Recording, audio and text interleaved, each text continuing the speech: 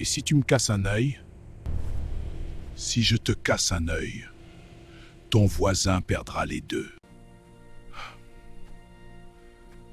Casse-moi un œil.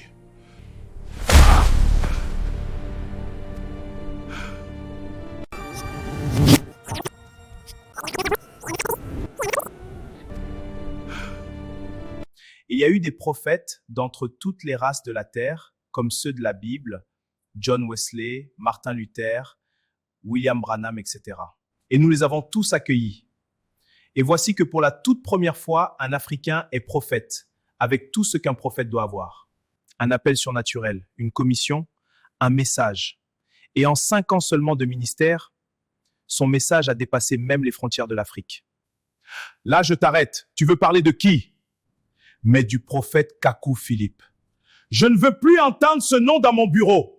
Un prophète africain de la lignée de Moïse, Ésaïe, Jérémie et autres, c'est injurier Dieu et son trône. Un Africain ne peut pas être prophète car il est un descendant de Cam. Pasteur, les prophètes viennent de toutes les nations. Toi, un intellectuel, tu te laisses influencer par un simple manœuvre qui servait du ciment sur des chantiers de construction? De tout temps, les prophètes ont été des Juifs. D'où vient-il qu'un Africain comme toi est prophète? Alors que son message a atteint les extrémités de la terre, pourquoi ne pas chercher à comprendre ce qu'il dit? C'est un Africain comme toi. C'est inacceptable! Il a révélé plusieurs mystères de la Bible. Il a accompli plusieurs miracles comme le Seigneur Jésus. Kakou Philippe est la lumière qui éclaire dans le monde entier.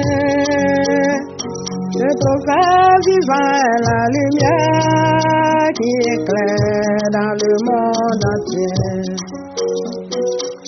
Cri de minuit est la lumière qui éclaire dans le monde entier. Le prophète de la lumière qui éclaire dans le monde entier. Il va en Angola, il est la lumière qui éclaire. Au Togo, il est la lumière qui éclaire.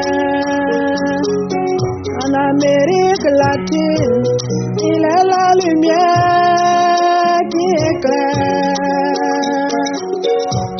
Au Gabon, il est la lumière qui éclaire.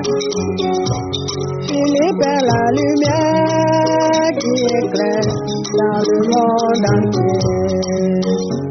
Le prophète vivant est la lumière qui éclaire dans le monde entier. Ne viens plus ici pour me parler de ton prophète. Mon Jésus et la Bible me suffisent. Si mon enfant est nul à l'école, est-ce qu'il n'est pas possible que je donne de l'argent à mon voisin pour aider son fils qui est brillant à l'école? Est-ce qu'il faut nécessairement s'ériger en adversaire en écoutant qu'un Africain est prophète comme Ésaïe et Jérémie de la Bible ou parce qu'on le connaît? Suivons ensemble cette histoire du cultivateur africain. Et voici un cultivateur africain traversait la brousse et il a rencontré un génie, un homme d'apparence étrange. Le cultivateur voulait fuir, mais le génie lui a dit « Ne fuis pas, c'est une bénédiction que tu m'aies rencontrée. » Demande ce que tu veux et cela te sera accordé. Mais ton voisin recevra le double. À l'instant, le cultivateur se souvient de son voisin, récoltant abondamment, le voisin riant avec sa famille. Le cultivateur l'observant en silence et envieux.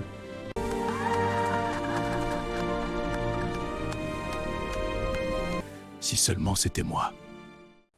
Et si je demande 10 kilos d'or?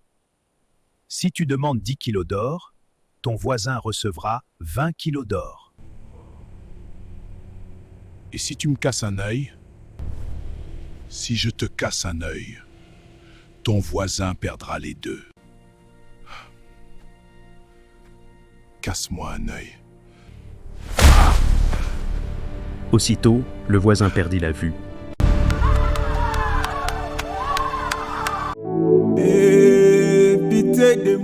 Ô Seigneur Jésus, pardonne-moi, nous avons persécuté le prophète Kakou Philippe, nous l'avons haï, méprisé, nous l'avons emprisonné et cotisé pour le maintenir en prison. Aie pitié de moi, Seigneur. Mon implication dans cette histoire est semblable à « casse-moi l'œil ». Et que celui qui peut comprendre comprennent. Pitié de moi, je veux être délivré.